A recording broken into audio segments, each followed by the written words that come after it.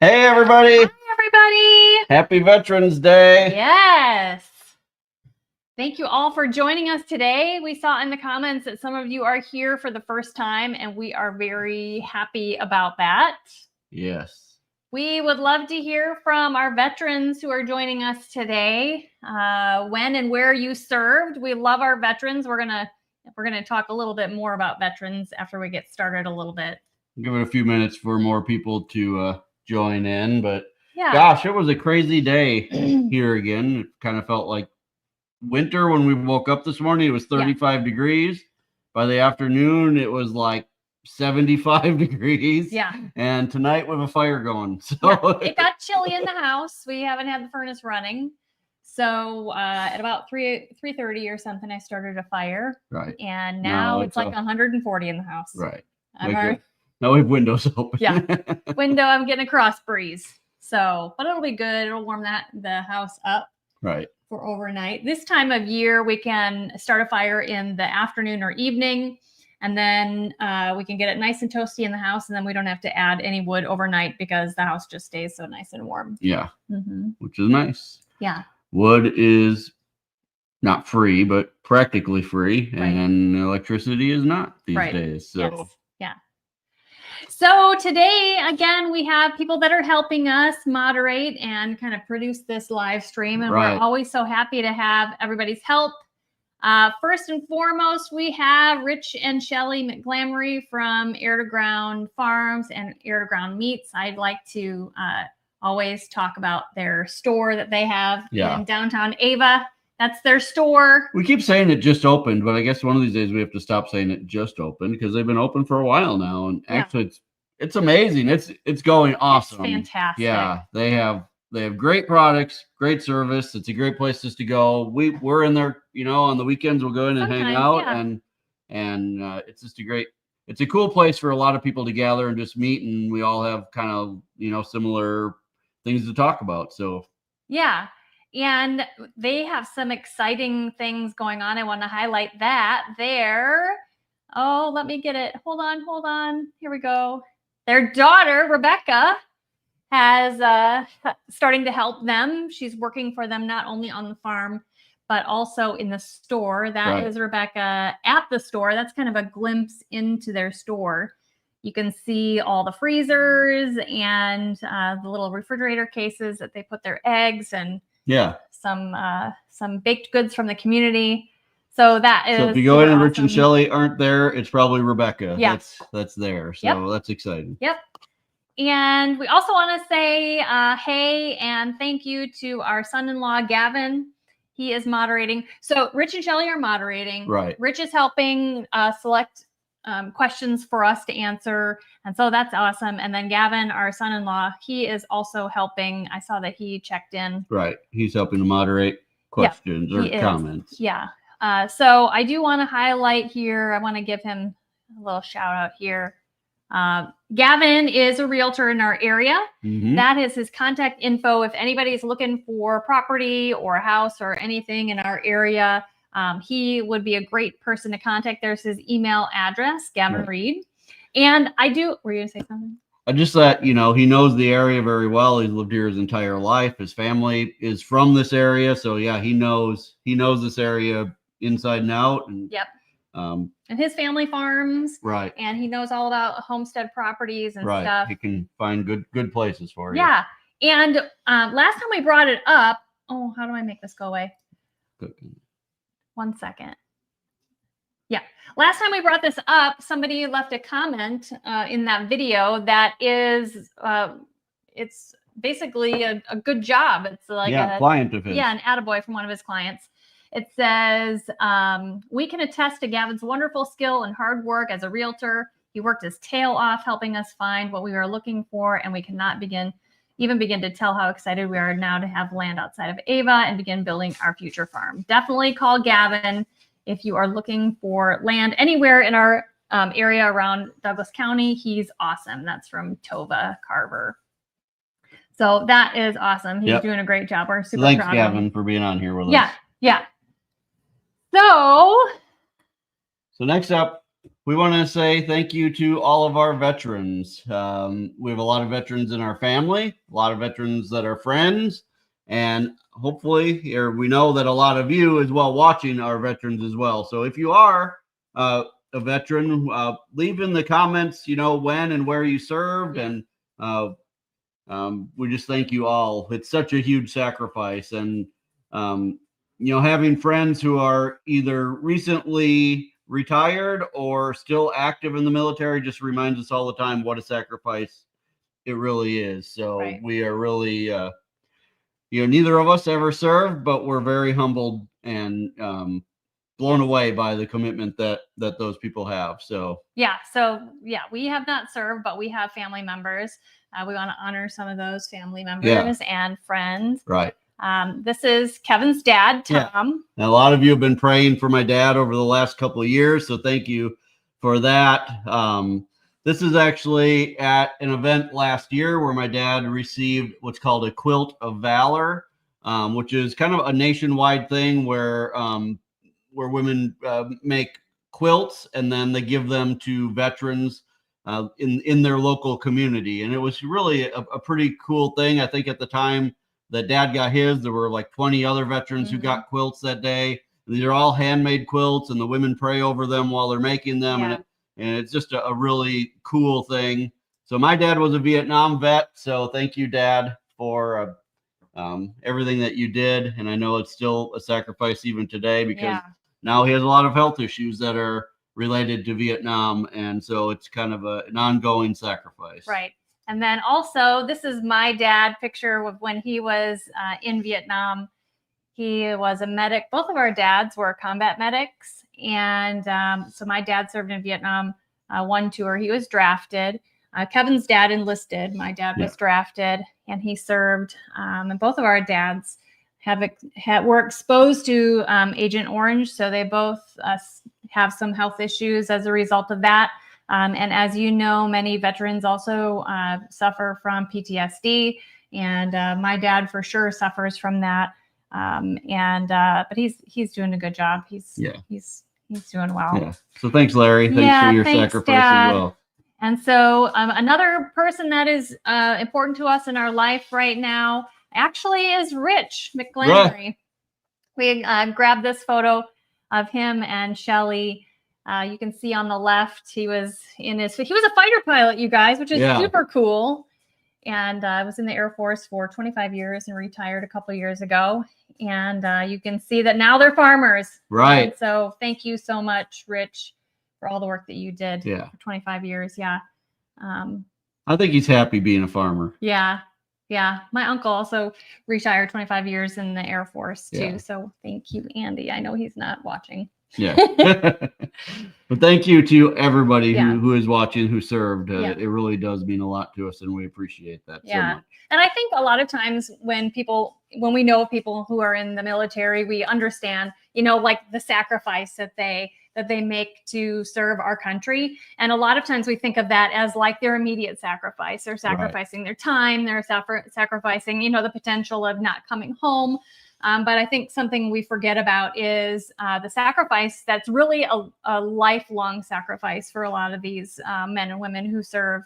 They can come home with medical issues that last their whole lives. They can suffer emotionally and mentally. So it really is a huge sacrifice that we all need to kind of remember and really appreciate. Yeah. Yeah. Also, an update last time. Well, actually, it wasn't on a live stream. We posted last Monday instead of our live stream. I asked for you all to be praying for me because I was going in for an ultrasound and I was actually much more worried about it than I actually said. But I am happy to say that there's nothing serious going on. Praise God. There's nothing serious going on. And everything is going to be just fine. Yes. Yes. So thank you very much for that. Yes. It was a very, very good news. Yes. Yes. Yeah. Also, in that video, there were a lot of comments, and we really want to take an opportunity to address this issue And I'm sure in the future we'll still have more questions and things like that. Yeah. But there was a reoccurring comment and concern that we want to address. Right. So a lot of people have pointed out, and this is where sometimes it's kind of strange being on the internet, being in front of people all the time that either don't know you or you don't know them. But so there were a lot of comments on the video about the fact that I have a droopy eye, and the fact that people were speculating, did I have a stroke? Do I have Bell palsy? Did I get, I don't know, kicked in the forehead by a cow? Like what was going on? And really, honestly, some of it wasn't very nice. Yeah. So we just wanted to address that. So I do have a droopy eye. I don't know why. I've had a droopy eye for a very, very long time. It's a condition called ptosis. It's just something that happens as you get older. My dad had it too. I think Sarah's dad actually had it too. My dad had it in both eyes. Yeah, and you can actually have a surgery. It's a very simple surgery. They don't even put you under for it, where they can fix it and it holds it back up a little bit like that. Like a mini eye. But to be honest, I've just it's never bothered me. It doesn't affect my vision. It doesn't, but I guess it's apparently bothered a lot here's of the people. thing, like when I'm having bad allergies or when we're under a lot of stress, it gets worse. And like last week when we were worried about Sarah going in for an ultrasound and we weren't sleeping well, and so all of that. So yes, I do have I have a droopy eye. I also have a crooked nose. Let's just point out everything. Sure. Should we point out? Yeah, let's. All right. So, I have a crooked smile a lot. Right. I have a crooked smile too. I have a crooked nose because we used to have a Labrador, and I was wrestling with her one time, and she took her head and she smacked my nose and broke my nose. And I never went to the doctor to get it fixed. I thought it would be fine, but it ended up crooked. So whatever. Crooked nose, droopy eye, crooked smile. There you go. But all in all, I'm doing good. I guess I look like I'm winking sometimes. I snore a little bit, and I don't know. It's okay. I don't see any. There you go. I just want you guys to know that there is nothing major going on. All the really bad reasons that you thought I had a droopy eye really is nothing big deal at all. So. Yeah. Okay. So there you go. Everything's fine. Update on Watson. Watson is our bull. Oh yeah. Y'all knew we took him to the vet because he had an injured hoof. Right. Go ahead. So we left him in his bullpen where when we brought him home from the vet, we put him right in that bullpen. He was in there for the last couple weeks. Actually, just yesterday. And in there, he doesn't walk around. I mean, like he can walk around. It's a big pen, but we don't see him like really walking a lot. So yesterday we let him out so he could be in with Babe, our dairy cow, not to breed her, but just, and he walked a good acre or more. We watched him walk, no limp, no tripping, nothing. Ran. He actually ran because we gave him a new bale of hay and he was really excited. Yeah. And he looked great. So no limping, no more problems. He looks like he's doing great. So that is really good news because bulls are expensive and he came from really good genetics. There he is. And we're excited that he's going to be able to be with us for a long time. Yeah. What's next? Oh, why don't you talk? Oh, I don't have these slides ready yet. All right. Why don't you kill some time? We were going to go to this one, but go to the last one. I can put that up while I'm doing other stuff. Okay. So a lot of people have been asking me about deer season and whether or not I've gotten any deer yet. No, I have not. To be honest, I've gone out a few times. So far, it's only been archery season, and so I haven't gotten anything. I've seen some nice deer, but they don't come in range for me to shoot with my crossbow. But rifle season starts this Friday, so I'll be going out, and then it lasts for 10 days. So hopefully, I'll be going out every day. Look at that! And just yesterday, I was checking my trail camera, and now I'm not normally like a buck. Like I don't go out like trophy hunting. I want meat for our family, but I saw this really nice buck on my trail camera yesterday, and I'd have to say that if he goes in front of me when I'm out hunting, I think I'll be getting that buck. That guy. From what I can tell, I think he's a 10-pointer. From what I can tell, there's a couple other pictures that I saw of him, and I'm pretty sure it's a 10-pointer. But he's good looking, and so I know he's out there. That's right by our hay barn, actually, where that picture was taken. So yeah. So that's exciting. Hopefully I've got I want to get 1 deer for us, 1 deer for Grace and Gavin. And then there's some people at church that said they want deer as well. And so I'm always open to getting some for people that need them or want them. Yeah. Okay. The other thing is, I'm kind of behind schedule here. The last time we had, when did we talk about this? Anyway, in one of our recent videos, it was in our butchering video. We processed our silkies, and Oh, yeah. I told you guys that on a live stream, I would show you guys what it looked like. So this is, I know it's kind of creepy, but this is all 3 of those still raw in my crock pot. Right. So you can see their skin's like gray. Right. And Now, if you don't know, that's what silkies are supposed to look like. Yeah. They're not like rotten or anything. Silkies have black skin, blackish bones, and really dark meat. So it's a little strange. yeah. They still taste just like normal chicken. Right. But this is what they look like when we put them in the crock pot raw. Right. And then I want to show you that when I took them out, this is what this looks so terrible, but this is cooked.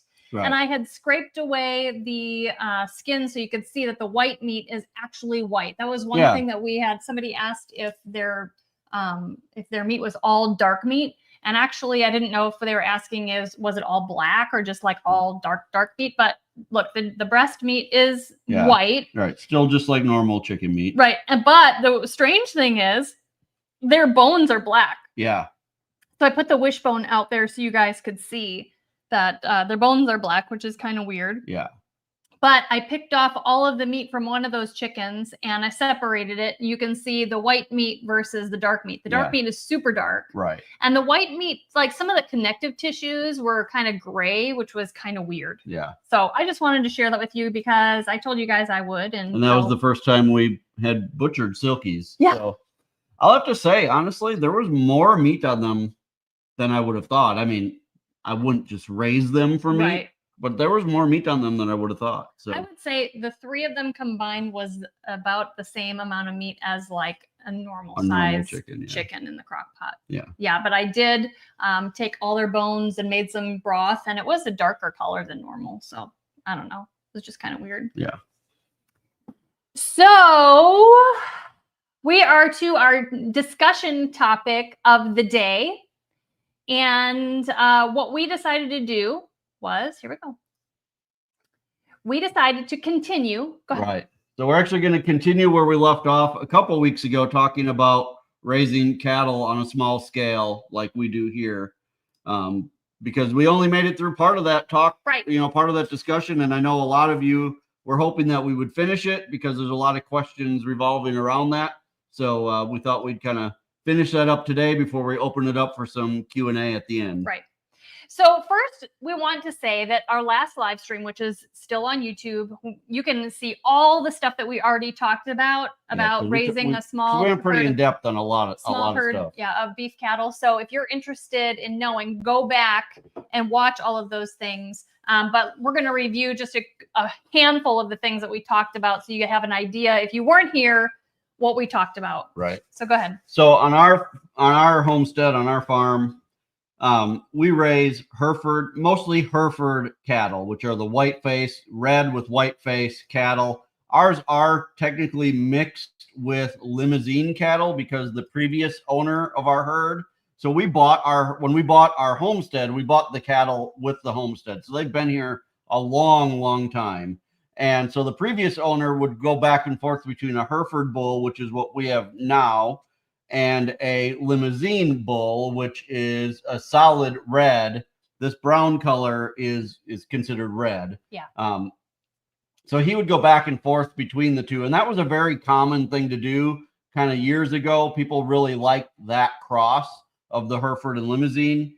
We tend to really just like the Herefords more. They're so gentle. Even the bulls are really, really gentle. We actually just had one of our friends over this afternoon who's in his 80s. And he said in all of his years of farming, and he's been a farmer his entire life, he said he's never met a mean Hereford bull. He said they're all gentle. That's awesome. And that's one of the reasons he really likes them. So yeah. So that's what we raise. We raise mostly Herefords, but really Hereford limousine mix. Right. And we have a cow calf operation, which means we raise mama cows so that they can give birth to calves. And then we'll raise those calves up for about 6 months and then we sell them. Right. And that's kind of how we do it here. We are not raising cows. We're not finishing cows and then selling them either, ready to butcher or butchered. We're not doing that kind of thing. Right. That's where we have the cow calf operation. Right. So we'll raise them to about 6 months and then we'll sell them to someone who wants to finish them. Right. Like for instance, Rich and Shelley buy some from us. Right. And then they'll take them to their farm. They will finish them. Now they finish theirs completely on grass, just like we do when we raise them. Mm-hmm. So they're 100% grass fed. And they'll take them and they'll keep them at their farm until they're probably about 2 years old. And then they'll go off to the butcher to become, meat for their meat shop. Right. So that's how we make money and that's how they make money off cattle. Right. And there are 3 reasons why we are keeping cattle on our property. The first one is to raise meat for our family. The second one is to generate part of our income. And the last reason is for land management of our property. Right. Mm-hmm. Let's talk about how much we have and the distribution. One question we get a lot is, a question about how much land we have and all of that. And we don't always talk about it on like in videos and stuff, but we have about 120 acres, a little over 120 acres, most of which is set aside for the cattle. We have maybe, 6 or 7 acres that we use for other things, but most of it is either for hay production or grazing the cattle. So we do rotational grazing where they move from paddock to paddock throughout the year. And then we have a 22 or 23 acre hay field that we use exclusively for hay. And then the cattle will graze on that in the fall and early winter, which is where they are right now. Right. In that previous video, we also talked about what tractor we have and use, what trailer we have and use, the types of fencing that we use and why in certain areas. We also talked about our feelings on livestock vaccinations, right?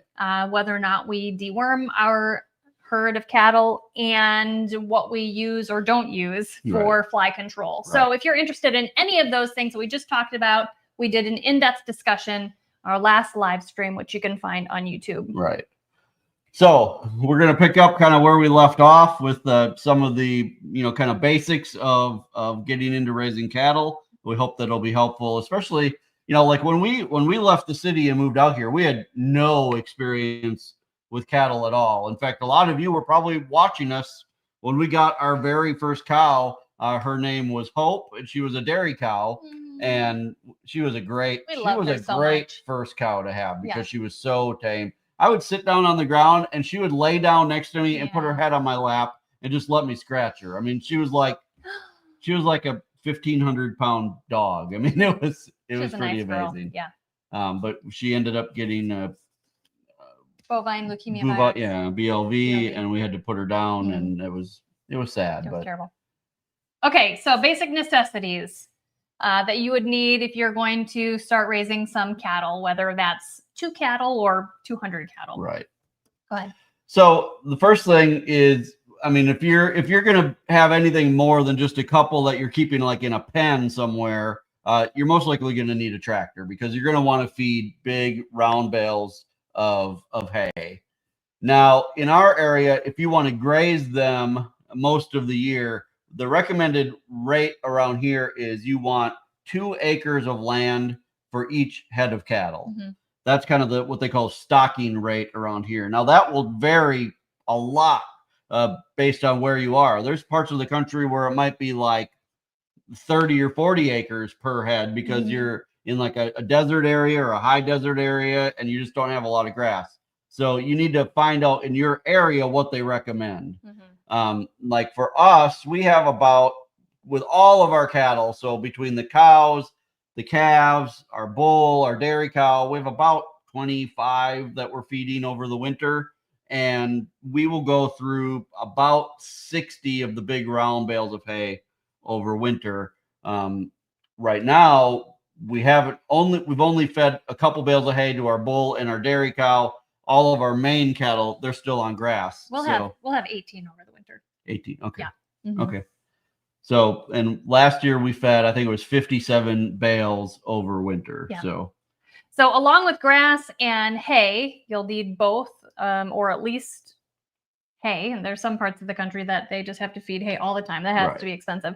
You'll also need some kind of water source. So you'll need either ponds that they can drink out of, or stock tanks that you can fill either with a hose or something like that. So you need to be thinking about water. At our last place, we ran hoses all over the place. Like we had miles and miles of hoses everywhere.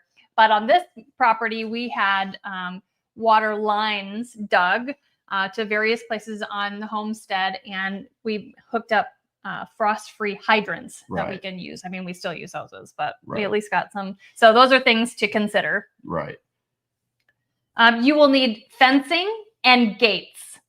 We talked about different kinds of fencing that are out there, but you'll definitely need fencing and gates. So you'll need that startup. Right. In some parts of the country, now I don't know, there's different laws in different areas, but in some parts of the country, it's up to the person raising the cattle to keep them in. Yeah.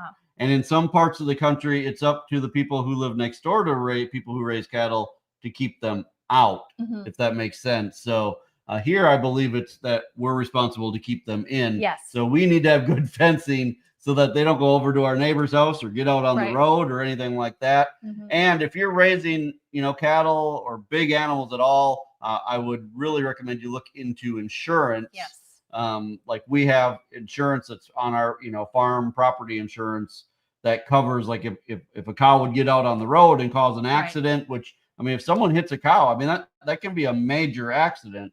So we have a rider on our insurance policy that would protect if something like that would happen, because even with the best fencing, things happen. Matter of fact, we came home from church the other day, yesterday, Sunday, we came home from church, and Watson, our bull, our dairy cow, and 2 steers were grazing in our front yard because after I gave them a bale of hay in the morning, I forgot to shut one of the gates, and they just walked up the driveway into our front yard. But luckily, that wasn't the road, is his point. Right. But that can happen, right? Or something happens to one of your fences or something, and then they're out in the road, and somebody doesn't see it, and they hit it, and then it wrecks their car. All kinds of crazy things. So on our place, we have mostly barbed wire fencing. So our entire 120 acres is fenced in barbed wire on the perimeter, and then for cross fencing, we have a mix of electric, barbed wire, some field fencing. So just kind of the interior fencing doesn't have to be quite as strong or as good as the barbed wire perimeter fencing. Right. Also, cattle will need some minerals. Right. When we have minerals that we feed in the summer, and then there's different minerals that we feed in the winter. Right. Some, like the winter stuff, a lot of times is mixed with more salt to encourage them to go drink. Right. Because they don't really like to drink cold water. You kind of have to trick them and make, get them thirstier. Right. And then we do also give them protein tubs in the winter, because hay kind of lacks some of the things that grass has for them. So when we're feeding them hay, we give them protein tubs, and those are the Crystalix tubs that we use in our greenhouse and stuff. Those come full of a protein supplement, and they basically lick on it. It's like molasses and some other things in there, and that gives them a protein supplement over the winter. Right. They will also need either like a hay ring or some kind of hay feeder. Right. Or you can get one of those attachments, like a hay bale unroller, to put on the back of your tractor, your ATV or UTV. Right. We just have a hay feeder that we move. We have a hay ring that we move every time we give a new bale. We move it to a new spot so that they're not completely tearing up the ground around it. Right. Currently, because our herd is so small, we don't unroll bales of hay on the ground for them, because we wouldn't be able to unroll a whole one at a time. And doing partial bales is just not something that we're interested in unrolling. Right. Yeah. And there's a lot of debate, a lot of schools of thought on what's the right thing to do as far as hay feeding. We actually really like the way we do it. We use the hay ring. We put a bale in there. When it's gone, we move it down a little bit, and we do that all winter long. We rarely feed in the same spot twice over the course of a winter. And we have noticed that in the areas where we feed hay over the winter, that next year we have way less weeds in that area because the hay that they don't eat and the them kind of tromping on everything kills off a lot of that over the winter. And then the next summer, it's much better grass in those areas. Right. So it's similar to the concept of unrolling it, as long as you have enough room to keep moving it every time you feed. Right. We also have equipment and supplies that allow us to load our cattle onto trailers. Right. And that's important. One thing that we didn't understand when we started getting into bigger animals, animals that we can't just pick up and like put into a trailer. Right. Like animals won't just like go and jump in the back of your trailer, and you can't just kind of like coax them in without, especially cattle, without some kind of small like alley or lane system. It's important to have safe loading supplies and equipment. Right. And honestly, we're making a pretty big investment this winter into better. We already have a nice squeeze chute. We bought a nice squeeze chute a couple years ago. That was the biggest investment. So we still have to add some other things. We'll be doing that this winter to make our stuff even safer, because a lot of our stuff is it's old. It's what was here when we bought the place. And it's just, it's just getting to the end of its lifespan. So we're about to redo a lot of that. But yeah, you're not going to make a bull or even a cow or even a decent sized calf. You are not going to make them go somewhere that they don't want to go. So you need to learn their behavior and learn how to work them. I would highly recommend, when you first get into it, is to kind of get a mentor, someone who has worked cattle before and can really teach you what to do, because it can be dangerous. I mean, people get killed working cattle, and you can't be dumb, because things can get real fast. Right. So I want to get through the rest of this in 10 minutes. So is that possible? So all right. So I think she's telling me to not talk so much. It's okay. We are good at talking. Yes. So we need to remind ourselves that we've got 10 minutes to do the rest of this, and then we'll open it up to questions about beef cattle. We're over 1,000 people watching right now. 1,001. Woo-hoo! Thank you, everyone, but especially the one. Oh, no. Oh, man, we lost 7 people. It's okay. All right, they'll come back. Okay. Okay, so lastly, with the basic necessities, Kevin talked a little bit about it, a squeeze chute or a head gate, because if you need to, give immunizations, if you need to ear tag, if you just need to work your cattle, you need a way to do that safely and a way that they can't move around and hurt you. Okay. We also want to talk about kind of a new subject matter within this, is what the ongoing expenses are for raising cattle. And again, all of these questions and these topics are based off of a post asking what your questions are about raising a small herd of beef cattle. So these are answering those questions. What are our ongoing expenses with cattle? So to be honest, the ongoing expenses are pretty minimal.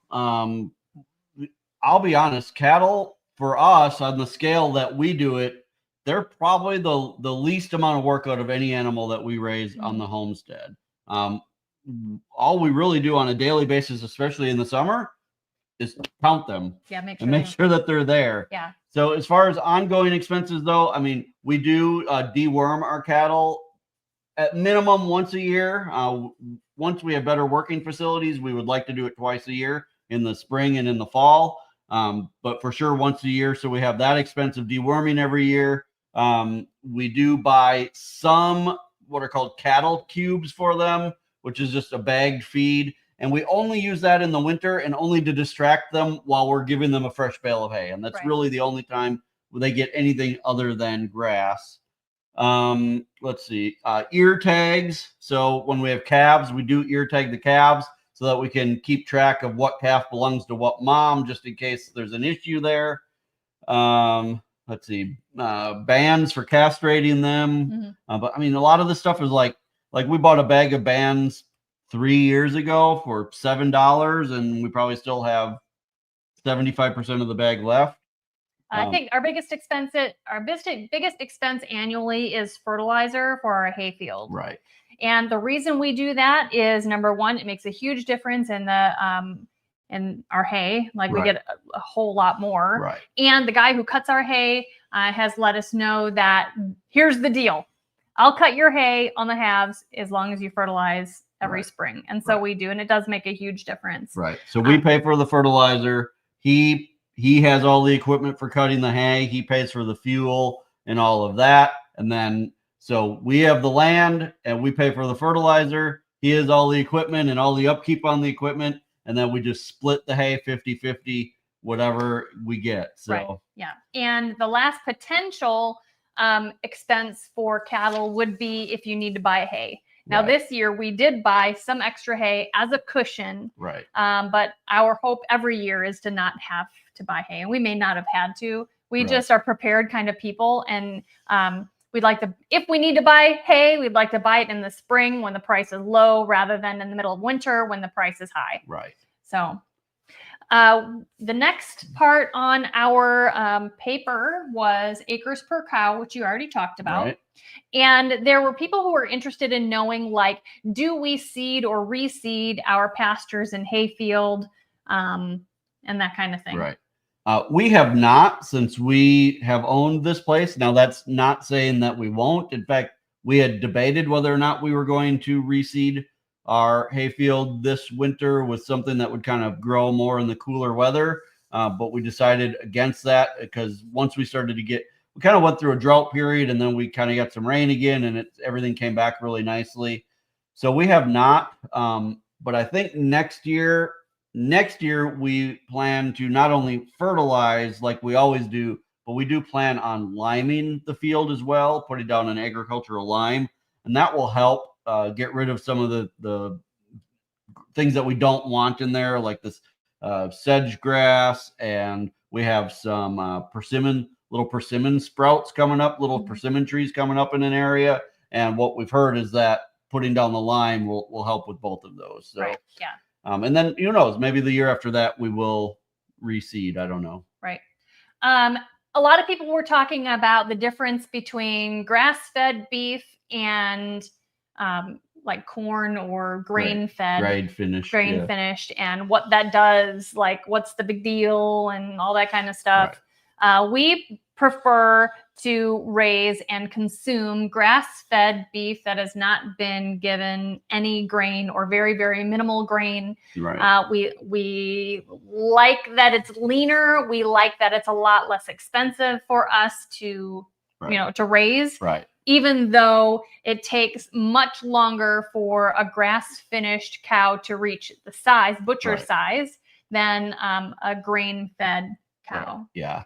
So really, cattle are like when you have enough land for them, they're pretty inexpensive to raise, especially if you're doing 100% grass-fed. Now, the reason why in the stores and stuff grass-fed is more expensive is because it does take a lot longer to raise a grass-fed beef than it does to raise corn-fed. So basically, when you're doing like the grain finished, which is what most of the meat in the store is, right? Basically, you're starting at like 6 months old or something like that. They put them in kind of a confined area. They pump them full of high carbohydrate grains to fatten them up and get them to grow super fast, and then they send them off to slaughter. Mm-hmm. And that's why when you buy beef from the store, it's fattier. It's got that marbling, which it does add some good taste, and it's really personal preference. Yes, but grass fed is more natural. We believe it's the way that cattle were supposed to eat. Mm-hmm. And even though it might take 6 months to a year longer for them to be ready to process, it's more cost effective and it's a more natural diet for them. There is a difference in flavor. For sure. The beef from the grocery store that has been grain fed is a lot milder of a taste. In my opinion, now that I really like grass-fed, I feel like the grain-fed doesn't have much flavor, and the grass-fed has a lot more flavor. Right. A lot of times we say that it tastes closer to venison, but I don't want to say that either because deer taste different, in different times of year. Right, yeah. A buck tastes different than a doe. Right, yeah. So, and I don't want to say it tastes gamier. I just think it has a richer, more beef flavor. We want to quickly go through vet costs. This was something that people were very concerned about. Right. Like how often we are calling the vet and how much does it cost. And just to give you some reference, because I want to move through this really quickly. We've got 1 minute left. Okay. When we took Watson to the vet, it cost us $200. Everything everything together. Right. If we would have had the vet come out to do a farm call, which in that situation they wouldn't have come. Right. They would not have done those procedures on our bull at our because it's dangerous even for the vet. It's Yes. dangerous even though we have a squeeze chute. Yeah. Doing things like that on farm is too dangerous. Yeah. Had they come to the farm, it would have added about another $100. Right. We very rarely call the vet. We very rarely take our animals to the vet. Right. Maybe once a year, if that. Right. And you know, we are striving to learn as much as we can to Right. take care of as much as we can on our own here. Right. Yeah, we can give shots, we can draw blood, we can do all, you know, vaccines and ear tag and Right. castrate and all that we do ourselves. So we Mhm. don't need the vet for all that stuff. Yeah. So that is what we have for you for raising a beef herd, a small beef herd. Go ahead. So we got 20 minutes left to open it up to some Q&A. Yes. It looks like maybe Rich has been putting some questions up there for us. Let's see what we have. Well, let's start. This was an early question. Okay. We'll start. Hold on. Let me get rid of you. Let me get rid of some of these banners and stuff here for a second. Sorry. Let me read this. I'm sorry. I wish I could do more at one time. Let's start with this. Okay. And then. Do you guys sell American breast chicks? Looking for 12 girls and 12 boys. Thank you. Or 2 boys. We for sure don't this time of year. We have sold chicks in the past during the spring months. I'm not sure if we will be next year or not. We'll most likely be selling fertile eggs, but we don't ship anything. So unless you're fairly local or willing to drive, you know, you have to be willing to come to us basically to get them. Normally we bring them to the town square and then set up a time for a bunch of people to come at once. So if you're interested, you can email us through our website. There's a contact form on our website. That's the best way to get a hold of us, or just watch our website when we do have things like that available in the like homestead shop section of our website. We do list those things, and you can actually, I think, go there ahead of time and put in to be notified when things become available. Yeah. Along the same lines, from Kate Ingram. Hello from Van Buren, Arkansas. Hey, neighbor. Interested in raising ABCs, American breast chickens, someone close by selling grown trios for $150. Is that a good price? Whew, that seems high. Should the rooster and hens come from different flocks? Any inbreeding problems? I would say, in my opinion, that is a lot for a trio. I wouldn't spend $50 per chicken, but they are kind of a rare breed right now. So I don't think it's like highway robbery. I mean, if you know, depending on how old they are, if they're right at the beginning of their kind of like fertility life cycle, then I think that's not terrible. If they're less than 6 months old, I'd probably say it's okay. Right. But I personally would not charge $50 a chicken for American breast chickens. I wouldn't. Should the rooster and hens come from different flocks? Probably, but they're one of those gray areas, I would say. Yeah. You know, if you're just raising things for meat, then you know, inbreeding or line breeding isn't such a big deal. You know, when you're raising things for show or you really want like, you know, like registered or pedigreed type things, then that's a bigger problem. But for meat, it's kind of a gray area. Yeah. From Patricia Andrews, did you decide if the Ajvarsky pepper is still your favorite? I remember you growing a different variety this year. I did grow a different variety this year. And overall, I do like the Ajvarskys better. I think I'll go back to them What was the one this year. year? The Corno de Toro? Something. That was? Yeah. Something. But I do still like the Ajvarskys better. Oh, here you go, Kevin.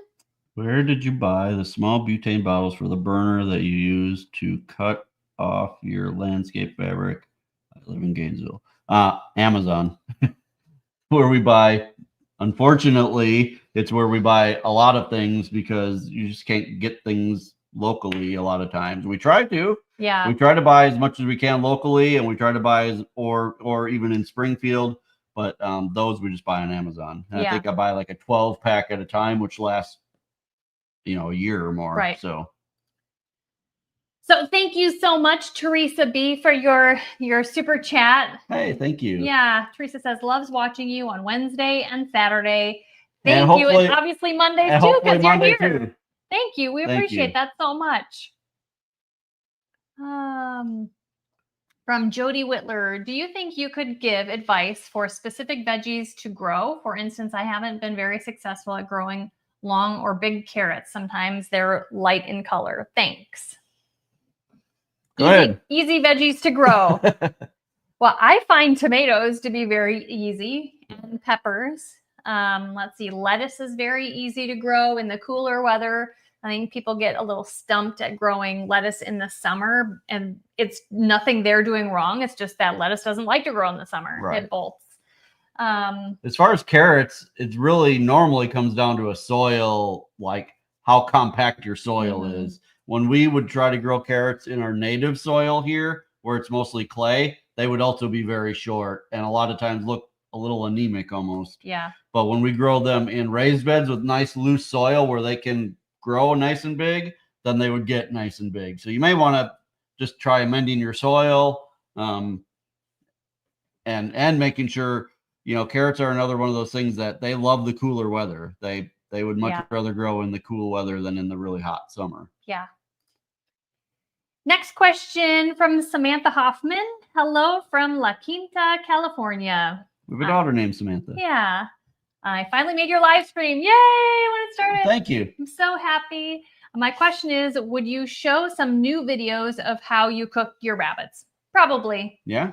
Yeah, it's getting to that time of year where I like to do cooking videos. And so that is a good point and a good suggestion. I appreciate that. Right. I'll try to think up some rabbit videos. It's almost rabbit season as well, rabbit hunting season. Is it?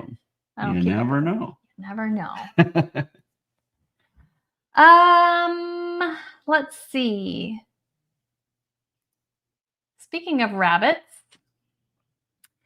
is Sarah going to restart refreshing the rabbit videos? I hope to. Yeah. Yeah, I think you'll see more. Well, we've done 2 recently. Well, one hasn't posted yet. Oh, well, there's a new one coming out. We've done 2, and yes. So yes, there are more to come. Yes. Hopefully that's okay with everybody because I love to talk about rabbits. With that. Okay. Would love to know what the rest of Kevin's shirt says. All right. Everybody, you gotta stand up. School is important, but farming is importanter. Importanter. There you go. Yeah. It is. You can't eat a math book. Let's see. I guess you could. But I'll stick to a steak. This is a good one from Kimberly. For someone new to growing herbs, what would you recommend to start with as a beginner? So if you are south of anywhere cold, so south of like Wisconsin, Minnesota, I suggest starting with basil because in the warmer climates, it just grows like super crazy. Right. Now in Wisconsin, my mom couldn't grow it worth a darn because it was just too cold and not sunny enough. And the season was too short. Yeah, basil loves the heat, loves the sunshine, and will just go bananas. Right. But chives are super easy. Right. Parsley is super easy to grow if you buy it. Mint. Oh gosh, be careful with mint. That can grow too well. But parsley, if you buy the little plant start from like a nursery or, something, they're hard to start from seed, but they grow crazy once they get going. Right. Same with chives. Oh, chives you'll never get rid of. Right. Yeah. You put a little bunch of them in a pot and 2 years later, you got a whole raised bed full of chives, which is Yeah. great. Yeah. But yeah, some of those things are almost, some of those things you have to like try to kill. Yeah. Mint can go crazy. It can just grow everywhere and take Right. over your entire garden. So yeah, lots of them are super easy. So things like that definitely do in a container so that you can Yes. contain it and it doesn't take over your entire garden. Yeah. That one. Here? Yeah. Okay. Question. Do you have to get the cow's hooves trimmed every so often? Besides mineral tubs, what other special things do you need? This is a really good question. We were Right. just talking about this before the live stream. Go ahead. So we do not need to get our beef cattle. We do not get their hooves trimmed really at all unless there's an issue. Like you saw us take Watson to the vet, but that really wasn't because his hooves needed to be trimmed. They did some trimming on them to find where he had a wound. And they trimmed the back ones at the end. A lot of people had questions about that. Yeah.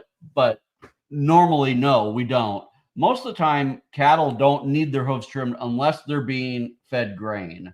When they're being fed grains like corn or wheat or whatever, it makes their hooves grow faster and it makes them grow kind of abnormally large. And then you need to have them trimmed, which is why you'll see us take our dairy cow. Right. And you'll see like large dairies will have someone either come there to trim hooves or they'll, have a vet come out and trim hooves.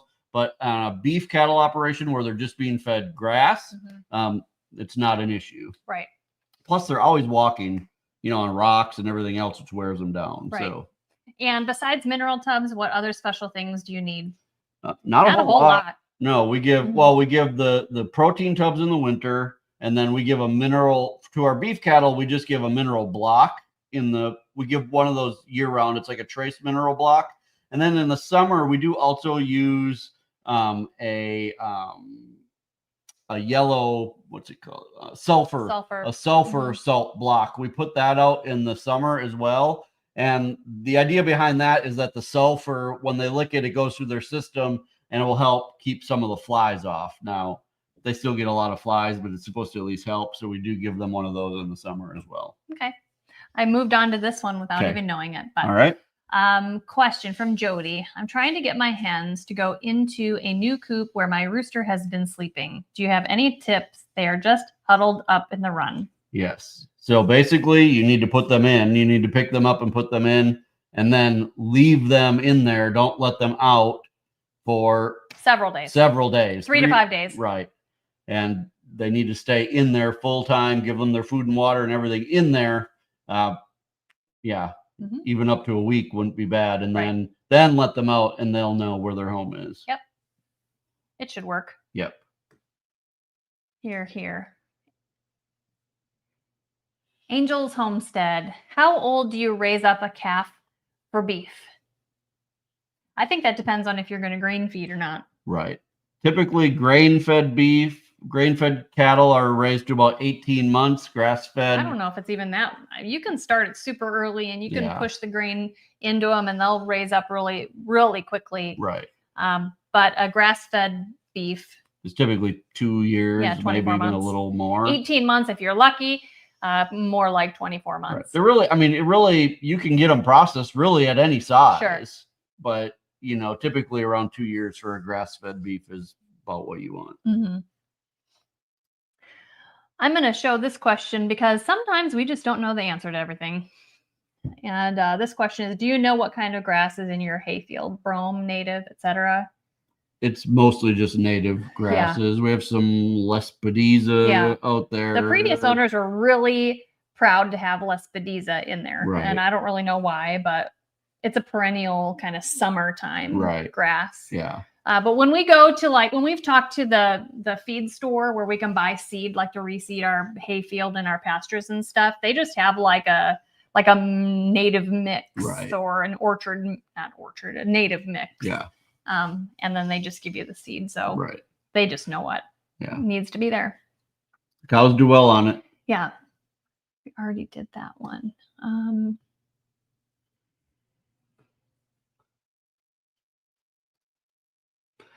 When you first got cattle, how did you decide who to buy them from? What did you look for in that person? Well, our first cow ever was our dairy cow, and I don't remember how we found her in the first place, but we went and looked at her and met the owner, and the owner seemed fairly knowledgeable. And I mean, at that point, we didn't know a lot about cattle, so we didn't. I mean, we just watched her walk around, made sure, we actually went there and watched her milk her one time, so that we knew she was actually producing enough milk. She looked healthy. I don't think we took her to the vet prior. We took her on the way home. Right. But we didn't have her vet checked ahead of time. A lot of times, especially like with a bull, it's common to have the vet check before you buy them. And that's actually a pretty good thing to do when you're buying a bull, especially because they'll do a semen check and all of that to make sure they don't have any STDs. Which if it's a virgin bull, it's not a big deal, but a lot of times it's not. And so you want to make sure they don't have any STDs that they're going to bring back to your herd. That might be new info for people, that there are cattle STDs. Right. Yeah. Yeah. So I guess I would buy from someone who you trust, if that's at all possible. But overall, just, watch them, make sure they're walking around and they're grazing and they're, Well, the other thing is, like, just ask around. Like, you'll for sure find out who not to buy from. Right. Talk at the farmers markets and stuff. Where do you get good cattle? Talk to someone who's selling beef. Right. For sure. I would not buy one at an auction. I'll tell you that. Yeah. Especially when you're starting, because it's just so stressful on them. And it's not because people are bringing sick animals to the auction, but just getting animals from an auction can be so stressful on the animal. A lot of times they will have health issues, or, they'll just not do well when you first get them, and you might be in for some vet bills right off the bat that you weren't expecting.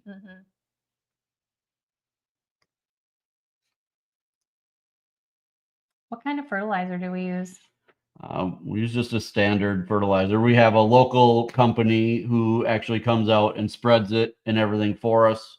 Well, we have taken soil samples of our hayfield, and then we send it off to the Missouri Extension. Then they send back your results, and you can tell them like what the land is going to be used for. So if it's going to be a hayfield, they'll tell you what you need to add in order to produce good hay. If you're going to have it as a garden, they'll tell you what to. And so it's really neat. Right. But then we can like take that readout right to the fertilizer company that we use, and then they can tell us like what like additives and stuff we should put in there, and how many pounds per acre and all that business. Right. And then at the appropriate time, they send a big old truck of it, and they actually spread it for us. And it's really inexpensive actually to have them spread it for us. Right. And so whatever. The fertilizer itself isn't inexpensive, no, but they don't charge a whole lot to come and spread it. No, so fertilizer is not cheap. So from the time we started to raise cattle 4 years ago till now, the cost of fertilizer has doubled in price. So I think, I'll just tell you, I think when we started 4 years ago, we have like a 22 or 23 acre hayfield. It was about $1,200 a year to fertilize that hayfield, and now it's a little over $2,000 a year to fertilize that hayfield. So that's where we're at as far as that. So our free hay that we produce ourselves, that we get cut by our neighbor, last year it cost us about $40 a bale, which is still really good, but it's definitely not free hay. Yeah. I think this is gonna be our last question. Okay, and it's from somebody from Pulaski, Wisconsin. Been there many, many times. Yeah. How old are your calves when you ear tag them? Well, we ear tag them when we ban them. Right. And so that can be anywhere. I'm laughing because it could be anywhere from like 3 months to never.